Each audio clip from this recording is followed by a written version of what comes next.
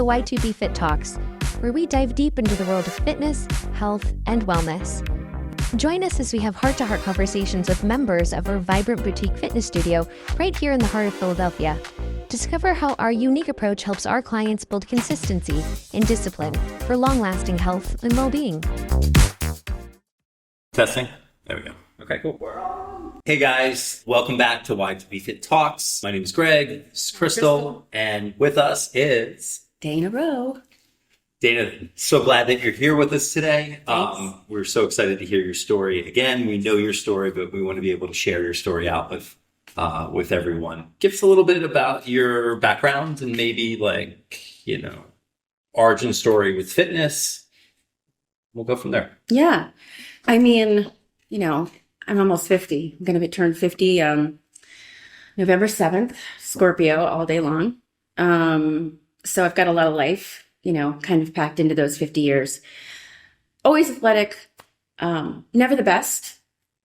I ran, I did cross country, I did cheerleading, I did gymnastics, I did softball, I did kickball. Now that's one we need to bring back. Right. I mean, you name it. I was always involved in athletics in some level. I didn't necessarily pursue it because I had a passion for it. I did it to kind of be part of a group. My cheerleading story is epic. I was not popular in 7th grade. I was short. Everybody was about, a foot or more taller than myself, and I got picked on a lot.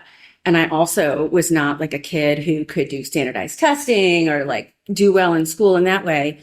And so I kind of got grouped with these kids I really didn't identify with. And so I'm like, oh my God, I feel isolated. I feel alone. This is not where I want to be. So I was like, okay, well, how do you get popular? Well, I tried out for cheerleading and it was, but it worked. But I mean, the evolution of that story is, and this is what I tell my daughter June all the time, is that yes, it made me popular. Yes, it was belonging to something. But I still didn't feel like I fit in.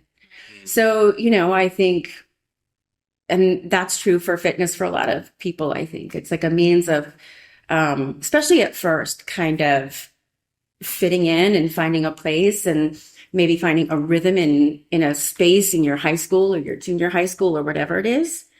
But hopefully later in your life, evolving into something that means more to you. Absolutely. And so you came into something that, with cheerleading, that you kind of was like, I'm here, I'm doing it.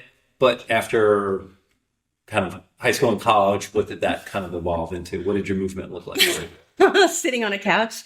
A movement story, doesn't really kind of happen till later in my life. I think as someone who struggled with, using different drugs and certainly alcohol, having lots of self-confidence issues along the way and being primarily lost, while, the people you went to high school or even college with are kind of already thriving and going in directions where you're just kind of spiraling a little bit downward. Movement was not a part of my life. And maybe that's a lesson in, just because it worked at one time to find inclusivity, it doesn't necessarily mean that it takes you elsewhere, which ultimately takes us back to it begins with you. Mm-hmm. So, yeah. Tell us about your running. Running became a major, major part of my life. I used running as a means for weight management. But ultimately, I would always say that the first 3 miles were the hardest. Because I was always looking for that moment when the endorphins were kicking in, when I could be in a more meditative state, when it helped with the anxiety. So, headphones on, legs get going, and off I went. So, I did that for many, many years. And back when I was drinking, I would even do it hungover. Greg had a few because I had to get it in that day. It didn't really matter. So running's been a really important part of my life and a really important story of my life because ultimately not being able to run has brought me where I am today. Mm. Interesting. Yeah. Having to find different solutions, Right. That's how I came to you guys. Come on. I'm walking down the street. I've got one of my dogs and I see a sign up and Greg, there you are. And I say, oh, what are you doing? What's this going to be? Oh, tell me more about it. Yeah. I remember when we first met and I'm looking up and Crystal, I didn't want to pay for paper or, paper on I didn't want to pay for brown paper on the windows. So I took newspaper and I posted it all up, and it was probably the ugliest. It took me forever, but it was free. And it was the ugliest stuff ever. And I remember Dana coming by and I'm outside covered in dust and grime. And I was doing the demo on this, and it's like, oh, hi, the neighborhood. I'm Dana. That was actually a really bad day for me, though. I don't know if you remember that, but I was not in the best headspace that day. It was fortuitous in terms of just planting a seed, I guess, for what's available in the neighborhood. And I remember the one thing you did share is just like, I've had a lot of problems with my knees and running, and I'm not running. And, kind of one of the things that we've specialized in here is just going at a pace that's really manageable, and also taking the time to kind of like try to figure out things. I made the comment before, it's like we do experiments in here, right? So when we do experiments, it's like we have a hypothesis. I think this is going to be the challenge, and let's start working on this, and let's see what this thing kind of unfolds. And it helps to manage expectations about the process and what the process is. And also it doesn't feel like a lot of times the feelings of failure. It's like, okay, well, that didn't work. Okay, let's get a new hypothesis. Let's try again. Let's keep going. And, we believe slow and steady wins the pace. I think it's race. Yeah. Slow and steady wins the race. And the pace, yeah. Yeah. Cliches are here for a reason, but I think we need to, get on the straight grid. Let's go. Let's go, Wadarsky. I know, I don't have enough coffee today. It's late in the day. It's time to beef that up. I know. Well, this is our, it is late in the day. Mm-hmm. Yeah. I shouldn't be drinking this because maybe you should do some push-ups.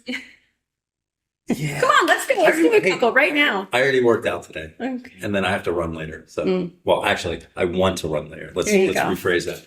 So tell us, if you don't mind sharing, what kind of challenges were you having with running? What was not working for you with that? Because it seems like you found, kind of like a joy within that. And that was something that you did as a great practice, and you practiced it a lot, through good times, through bad, and everything like that. Yeah. I had stopped running races for a while and, stopped focusing on, running towards a goal. So it was kind of like running became a little more like when I can, when it feels good, and wrapped up in all this is depression and dealing with family and dealing with all kinds of things that have kind of been part of my life. And I think that I did go through a long stretch with running and myself where I couldn't always check the box that I would get it done because I would let the emotional side of me, the sensitive side of me, the side of me that was hard to reconcile many times get in the way. So finding a place again in running where I had more consistency and I had a goal. I was going to do the 10-mile Rocky Run, and I trained for that. And it was liberating when I did it. Absolutely liberating. Like I cried so hard when I crossed the finish line that I couldn't breathe. I don't know if you guys are familiar with like when you hold it in and you can't swallow because like your whole esophagus is tightening up and you're like, you will not do this. That's what it was. Unfortunately, that was the race that pretty much demoed my knees, especially my left patella. I think the cant of the road, because it was out on Kelly Drive, kind of like all the way out and then out to say like into West Philly and back. You were always running on at the same cant. So like on the way back, my right leg was down and this one was up. And then on the way back, it was the same. And it was really destructive. And I mean, I would think especially kind of thinking about race courses in the future, that would be something definitely to consider. But after that, it was just like I kept running, but within a mile, I was limping. And so, thinking that I had the body of a 30-year-old, but probably at that time, the body of how old was I? 44, maybe. I'll just power through it. won't be a problem, that kind of thing, which I tried for a while. And I'm not necessarily good about going to doctors or seeking help. So always kind of a get it done girl, all in one package. Who needs you? Just because you have a medical degree, I don't need you. You can't fix me. So yeah, I did. And I acclimated to it by just not running fast. If I didn't run fast, if I tried not to, go for speed and things like that, I could maintain. And actually I did that until COVID. And the day that the world shut down, and here in Philadelphia was supposed to be my first day of PT for my knee. So I never started. And then I ran like that all through COVID. Oh my goodness. Yeah. That's a long time. It is a long time.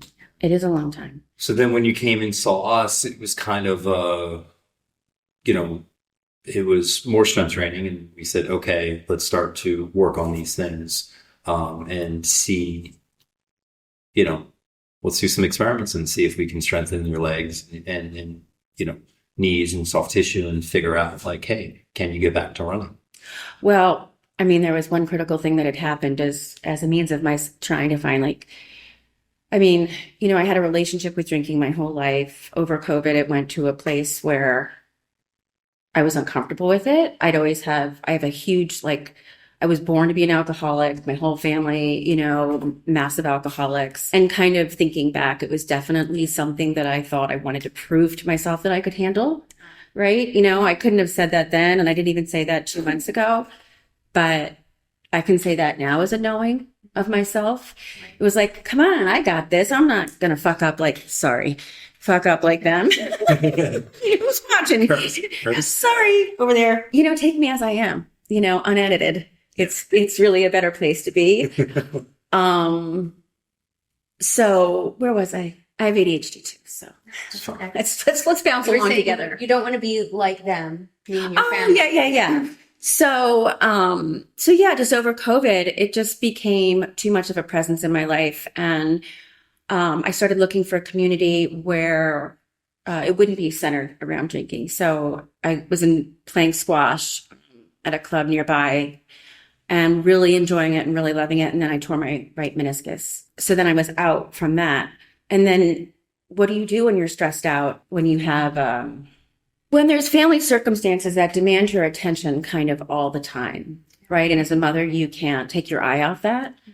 And not having a stress release, it just all accumulated to me really being like, I think I need to do a better job and investigate this relationship with alcohol. And, if there's a different podcast where there's more space to talk about things like that, because I think it's a journey that a lot of people are on. Yeah. And I also think it's a journey filled with a lot of shame.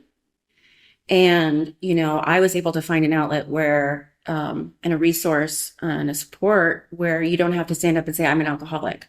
It's called gray area drinking, and you kind of find your place in there, and then you do a lot of work. But it's really self-led too, which is an amazing process. So, that's kind of like where I had stopped drinking. I don't remember when we met exactly. But I always did a dry January, and it was the one that I met you. It'll be 2 years in this January. That I was like, I'm doing it different. I'm not just going to do dry January and then go back to my old ways. I'm really just going to change my life. So I did. And then I met you. And then that's how I got here. So it was like really multifaceted. I mean, it was an emotional journey for me coming here.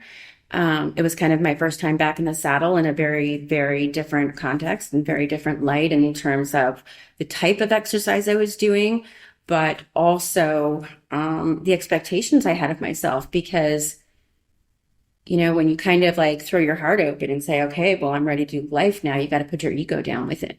And that's a process. It's a big process. Definitely. What I've noticed is, like when we run or when we lift, that comes out in the movement, right? So like we want to ego lift, like we want to lift the big heavy weight. We want to lift it fast. We want to lift a lot of it. We want to lift it quickly.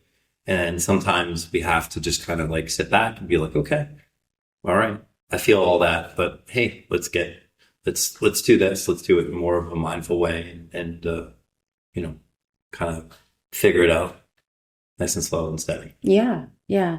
I mean, it was definitely coming into your space. It was definitely in the beginning kind of a waiting game a little bit. And it's a waiting game, not in terms of like what you're teaching me necessarily, but a waiting game for me personally to like find my rhythm with it. I mean, you want to talk about movement. I mean, for me, movement is much more than all the things that we do here, because for me, it has to really connect on like an intuitive level.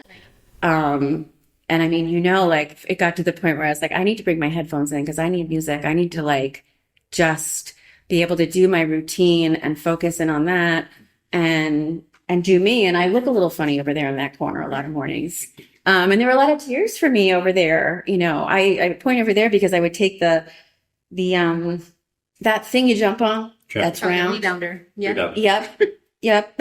Which I now have in my home, which I don't use as often as I'd like. But, I go over there in that corner with that thing. I face out the window and work out a lot of feelings that I was going through. And personally, I think the cardio in the morning needs to be beefed up. Just saying. I think that what you guys do and why I brought so many people to you is because the people that talk to me and the people that I know, they're not talking to me about where they are in their life because we're talking about weight.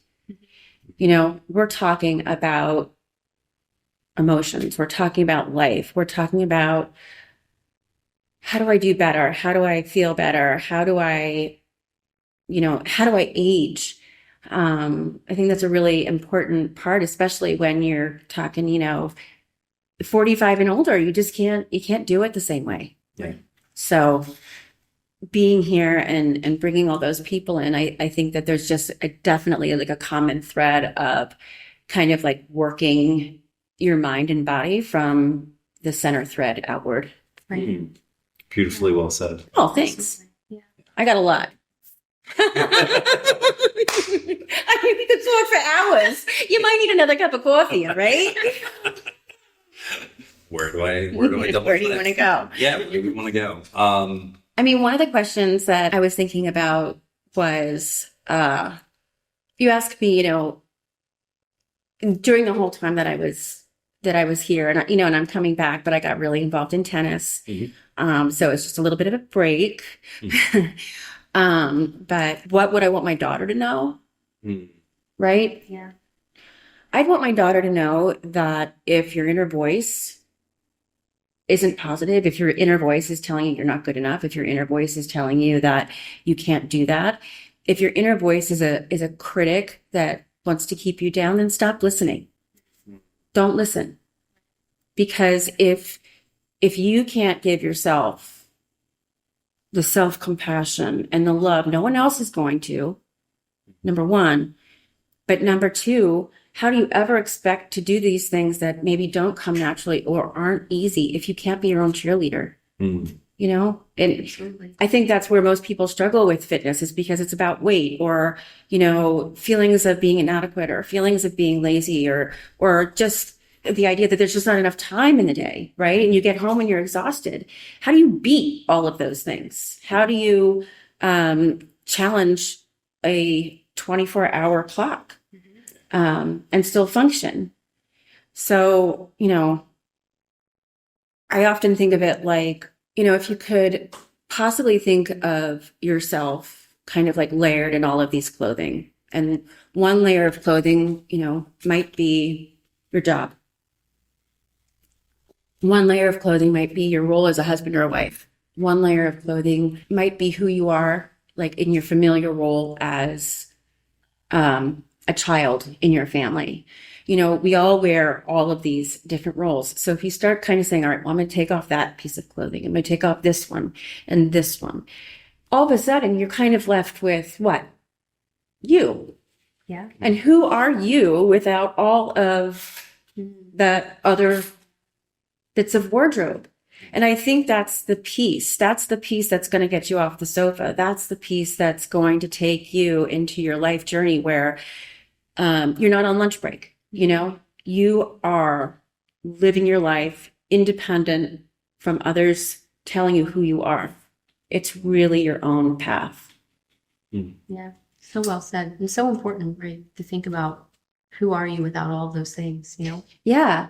I don't think most of us probably take time to do that. And I don't know if everyone can understand the value in it if they haven't tried or gone there or felt they're in a position where they need desperate change. Yeah. You know, Right. sometimes you have to go low to go up. So when you came in here, what was different, and what allowed you to kind of be able to grow and change? Me.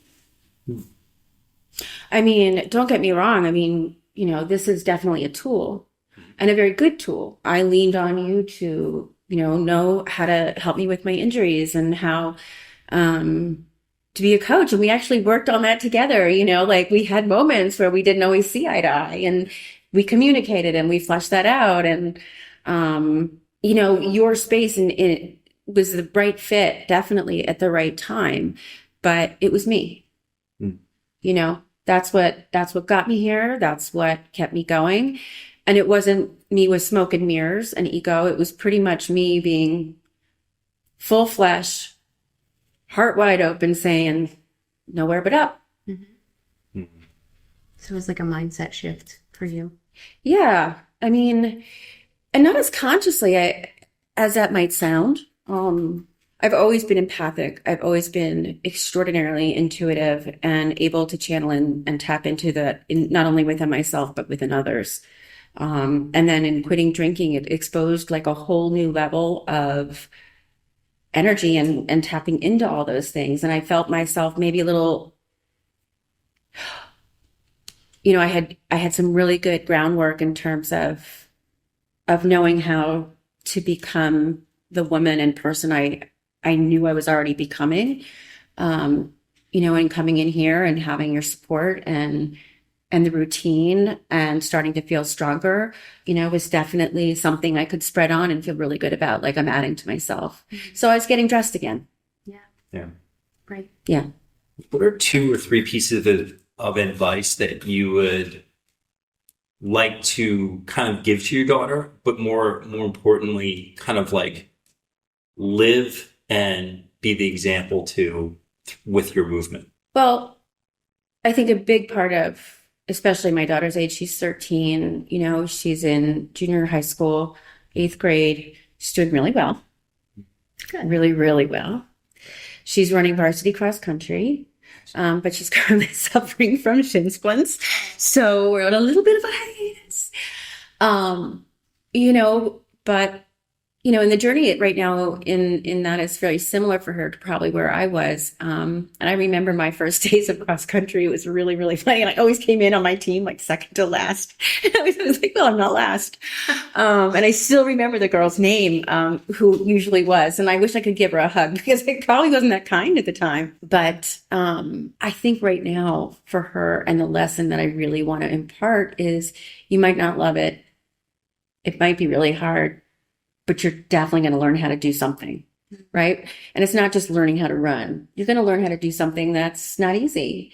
And what triggers happened in your brain that made you finish that race that day? You know, what little events are going on to change the muscle, the brain muscle, right? Yeah. So I think that's one big part of it, you know, and it's not about not quitting. It's about enduring. I think they're 2 very different things. And we talked about the other one, you know, about not listening to the negative inner self, you know, because in order to get here, you can't, you know, bad talk yourself, right? Mm-hmm. Oh, I didn't get there yesterday. I'm just such a why didn't I get there? I should have gotten there. I didn't plan well enough. I didn't do, you know, this well enough. Well, who cares? That was yesterday. Right? We can flip it. But I think the other thing, and I had it and I lost it, so we're just going to have to bear with me for a minute. Mm-hmm. So I just need to focus in on what that was. How could I feel? Forget this one. It's a major mantra of my life. I have a few, but this one is applicable to your question. I do what I call joy chasing. Joy chasing is my dopamine hit, right? And so many people, in my opinion, really don't know what it means to fulfill that little pocket of joy that we all need, right? So, for me, it's coming here. For me, it's taking trapeze classes, or going for like anything that I can do in my time. And a lot of it is centered around fitness and activities, because that makes me feel powerful and strong. Is that go chase some joy, figure out what that is. Because if you can figure that out, you're pretty golden. That is true. Yeah. That's great advice. A good way to find happiness. Yeah. I mean, and in chasing joy, you can be really unhappy with parts of your life. Of course. That's the dichotomy, is that it doesn't, a lot of people, or, kind of think that if I'm really sad, or if I've got something really, heavy going on in my life, that it kind of, they don't think it, they feel it. It's consuming, but if you can just maintain a little bit of joy chasing. I like that concept. Yeah, don't steal it. Huh? Book's going to come out one day. Can't have it. Joy chasing? Well, I got a lot of things are going to get packed in there. Okay. Right. Chasing. You heard it first, You right? heard it first here, but you can't steal it. Chase joy. No. See, you've already messed it up. It's joy chasing. Well, I got to take something. I got to kind of change it a little bit, and I'm going to use it. No, you make my brilliant client, Dana Rowe. TM, trademark this. Yeah. You think I'm kidding? Well, it's really been a process and a journey. And like I had said to you when I came in here today, the fact that this is happening now, it's like a really pivotal time in my life for a myriad of different reasons. And I'm actually going to change my career and do all kinds of things because of joy chasing. Yeah. That's amazing. So, thanks. And what a great ability to do that, because so many people have trouble transitioning to different things, right? Especially as we get older, we get set in our ways. So being able to pivot like that. This will be my second pivot. Yeah. And that's a really, really important thing too. Justin, and we all have responsibilities and finances and things like that. There's a reality to doing it. And I think you two are both evidence. You've pivoted several times in your careers, and look at you now. And doing it as a married couple, I know probably has its strengths and weaknesses. But you both are continuing to just step forward in such a positive way and mold and adapt. And I'm sure while you're doing it here and doing the podcast, you're also doing it with your clients and learning and growing together is part of the process. It's never like I know this, and then I'm stagnant, Yeah. So when you think that's when you know that you don't. Exactly. Movement for a lot of people seems like it has to be huge, right? I have to go run 3 miles. I have to go do this. There's a lot of I have to. Don't I have to anything? Just get up. Yeah. Go for a short walk. There's a movie out, and I don't remember the name of it. I think it's on Netflix. I watched it over COVID, but it centers around this woman, and she's got a really unhealthy lifestyle. And she decides that she's going to start running. And it's really this beautiful thing. She couldn't even barely run out the door. And then you watch her struggle and kind of run around a block. And then she runs around 3 blocks. And, it's obviously, you get where it's going. Mm-hmm. But it's worth watching to see someone who doesn't move. And lifestyle's so much a part of it. Anything that you'd like to add? Or any questions that you have for us? Okay, here's a question for you. I'll ask you first. Sure. What has been the most difficult part of this journey because you had an old studio, mm-hmm. and now you have this studio. Right. So what is the most difficult part of that journey? And what have you learned? What is the most significant thing you've learned about yourself? That's a good question. I would say the most difficult part of that journey was the transition of, that studio was mainly me, right? So it was kind of all me all day. And obviously there are other people working there, but I was kind of running that on my own. I was the janitor. Yeah, he was. I was. He was. He did the... There is no job too small, Greg. That is true.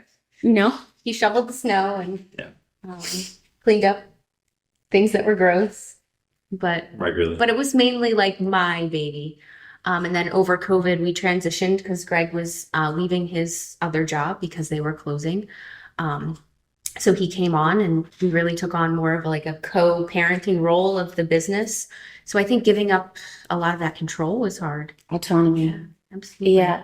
Yeah. Especially when you build something with your own heart, your own soul. Yeah. And so how does that land now? Well, I think it's transitioned well. I mean, I like what Greg's doing here. He does the opposite of what I do. Not the opposite, but I mean, I'm Very different. Very different, like our movement practices. And I think that it's been a really good coming together because I think that Symbiotic relationship. yeah, Mhm. Yeah. absolutely. I've been doing a little bit of talking about that lately too. Yeah. Yeah. Mhm. So I think at first it was really challenging, but I'm okay with it now. Yeah. I'm okay to let some of it go. I don't Um, need all the control. Although Well, that's really good. I mean, that when we decide that we don't need to have that much control, it really opens up the opportunities to decide what you actually do want. You know, Right. when we're so busy trying to control what we already have and what we know, it's like you don't take the time. You're like, well, what should I let go? right. You know, that would actually feel pretty good. So congratulations. That's hard work, especially as a woman. I feel like, Oh, you know, no offense, man, but like us women have to work pretty hard to show up and do it in a way where our chutzpah is respected with a lot of integrity and you know what I'm trying to say? Yes. Okay, No, good. I get it. Well, Totally. when she had her thing and I sat on the sidelines, I was in awe of how much time and effort, thought, everything that was put into it. And by sheer and knowing the details of how we got started, knowing the sheer determination and how she brought it together from nothing and just being like, okay, I'm going to open this and it's going to be successful. Right. And that was just her mindset. And just to watch that unfold was a really beautiful thing. And I appreciated it. And I'm like, awesome. And as I was on the sidelines, I'm like, okay. And I've run my own business before. I'm like, okay, well, I hope we can put in half as much work as she did with this to make it successful when we kind of came to a new location. And we closed based on COVID. We opened, 2 years later? A year later? Year and a half later. And We then, were online. I mean, we weren't Yeah. totally closed. yeah, We were we just worked with over transitioning. 100 women online and men. I mean, that just speaks volumes for your community. I mean, a lot of people didn't have that. I mean, the yoga studio that was in the neighborhood, you know, a lot of things couldn't sustain, right? Yeah. So that's just like an amazing accomplishment to even have the ability to transition from there to here. Right. Yeah, we were able to. It's like sheer will. We have a lot of that.